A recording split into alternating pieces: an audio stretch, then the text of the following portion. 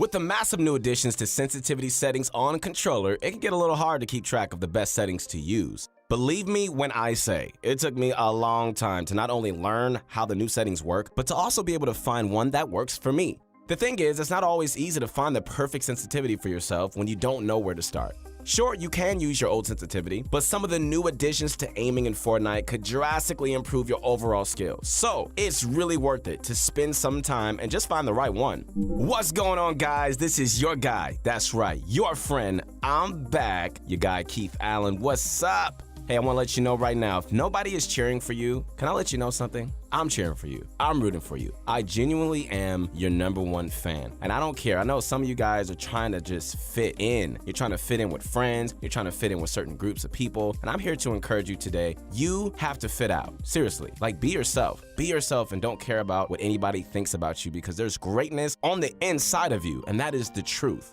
I want you to connect with me as soon as you can on my Instagram, because I would love to hear from you guys. All right, we're about to get into this video. Today's video, we're gonna be showing you guys some of the settings that big name pro controller players are using. We're gonna get into why they chose this setting for their specific playstyle and how it can actually improve their gameplay in the long run. After all, changing your sensitivity can always have a very negative impact in the beginning. Also, don't forget to hammer that like button. Seriously get a hammer. You might destroy your computer. Yeah, don't do that. But check out ProGuys.com for all the latest meta tactics, articles, and videos on all you need to know regarding the upcoming season. We also have 24/7 on-demand coaching, guys, available not some of the time, but all the time. So click that link in the description and let's hop into this. Now, you're probably wondering and even thinking, how did the pros deal with this entire situation? I told you, I could read minds.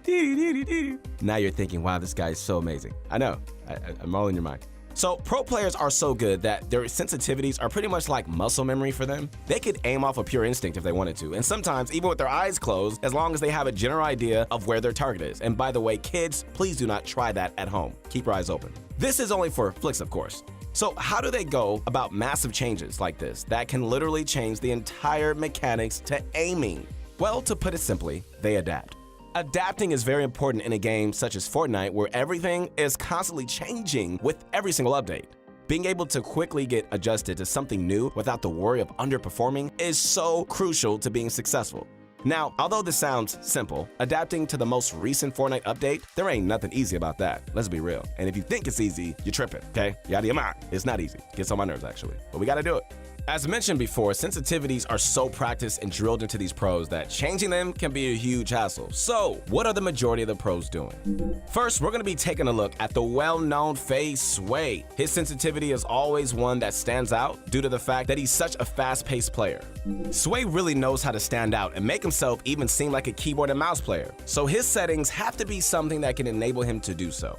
The new Fortnite settings update added the mechanic of aim acceleration. This can actually make controller players play more like keyboard and mouse players, as the aim acceleration can make turning almost instant, meaning you can do a full turn in a fraction of a second. So it's obvious that FaZe Sway would change his settings to even further his skill in the game.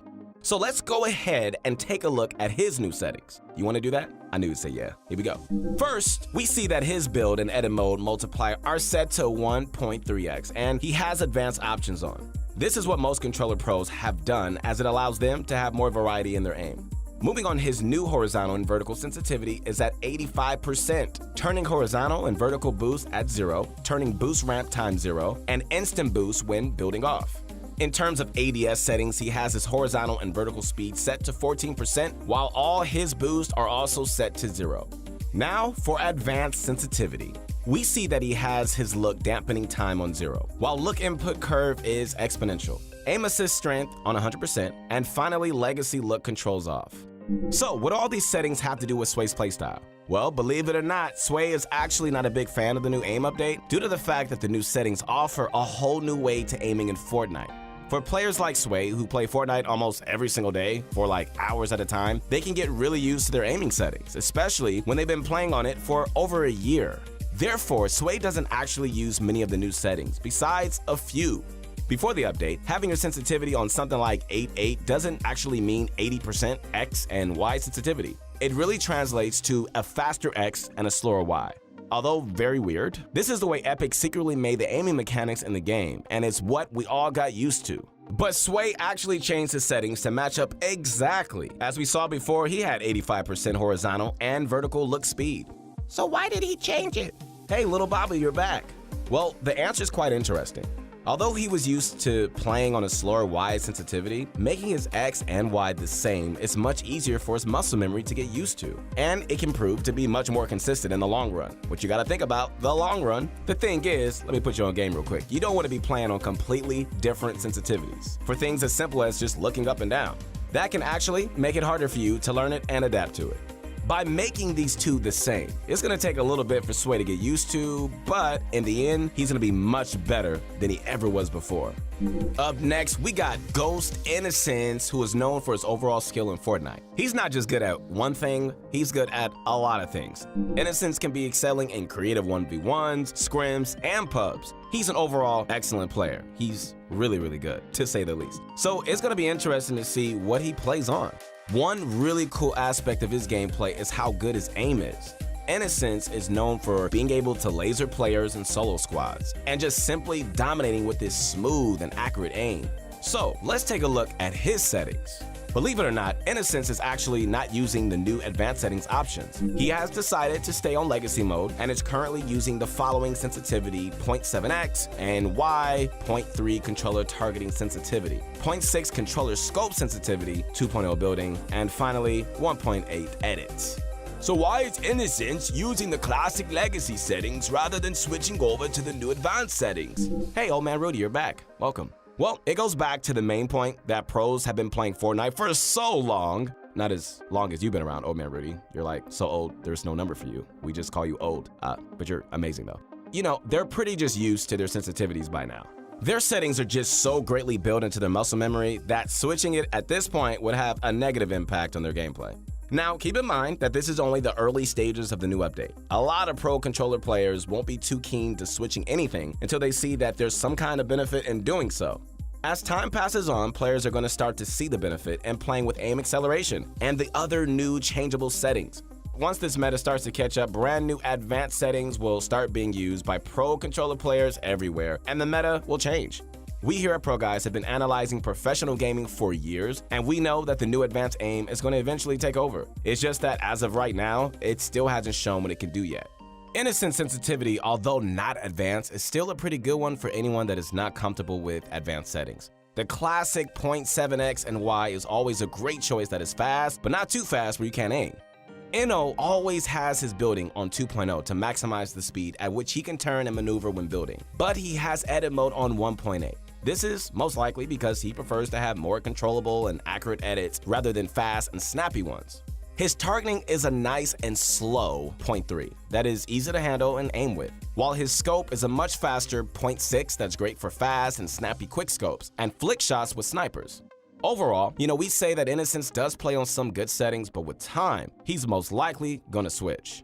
Possibly one of the most innovating Fortnite players in the world, my guy, EJ Ladd, has actually decided to use the new boost mode. And oh my goodness, does he know how to put on a show. EJ Ladd has always been a high sensitivity player that's placed at or around 10 sensitivity on the controller. With the new advanced aim settings, he's actually decided to use the new acceleration mechanics. Keep in mind that EJ is also known for creating many popular building tricks, such as the EJ Dash, Infinite EJ Dash, and for making popular and improving many creative strategies.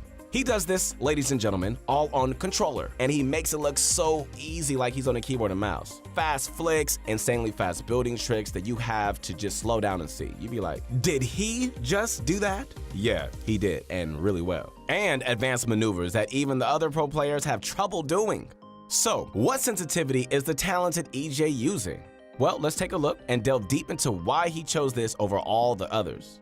Going in, we can see EJ players on 1.3 edit and build mode sensitivity while having advanced aiming options on. His look horizontal and vertical speed is set to 100%, while his horizontal and vertical boost is set to 50%.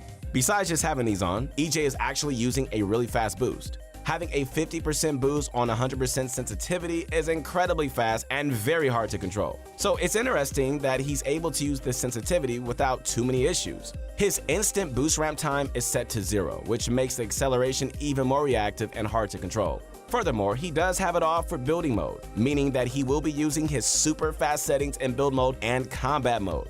The only part of his sensitivity that doesn't have boost mode enabled is his ADS settings, which are set to 15% horizontal and vertical along with 0% boost. His ADS turning boost ramp time is also set to 0.2 seconds, which basically means that it delays the speed at which his ADS changes velocity, basically giving him more flexibility in how he uses it. Moving on to the final advanced sensitivity, has his look dampering time on 0, meaning that all of his aiming settings will be instant without absolutely 0 delay. Fantastic. That means that it's super reactive and it can get hard to control. You know what's really interesting? Your face. No, I'm playing. What's really interesting about EJ's settings is that he actually has his look input curve on linear, which is something we haven't even talked about throughout the majority of the video, mainly because it's not very practical. If you watched our advanced sensitivity explanation video, who watched that? Raise your hand if you watched it. Oh, okay, cool. We got a few of you. Cool. You would know that linear curve is extremely different than any other aiming mechanics that have been in Fortnite and can cause a lot of issues for players who've been playing on for a while. Exponential curve essentially picks up the speed at which you turn, making it so that you can start off slow and then get faster as you turn.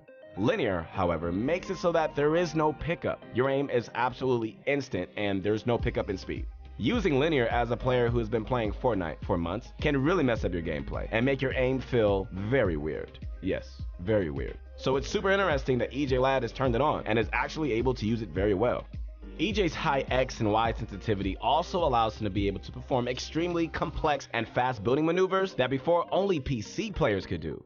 Be sure to try all these settings and see which one works best for you. And don't be afraid, okay? Do not be afraid to tweak one if you find that it could be made better, because everyone is different. Once again, guys, this is your guy. That's right, your friend, the one and only Keith Allen. I'm rooting for you guys. I really am. Connect with me as soon as you can on my Instagram. Don't be afraid. Don't be discouraged. Go for it. Go for it. Go for it. This is going to be your best year of your life. We hope that you guys enjoyed this video. We spent a lot of time doing research, making sure that it's the best one out there. So be sure to leave a thumbs up and comment on what your thoughts are. Thank you guys so much for watching, and we will see you on the next one.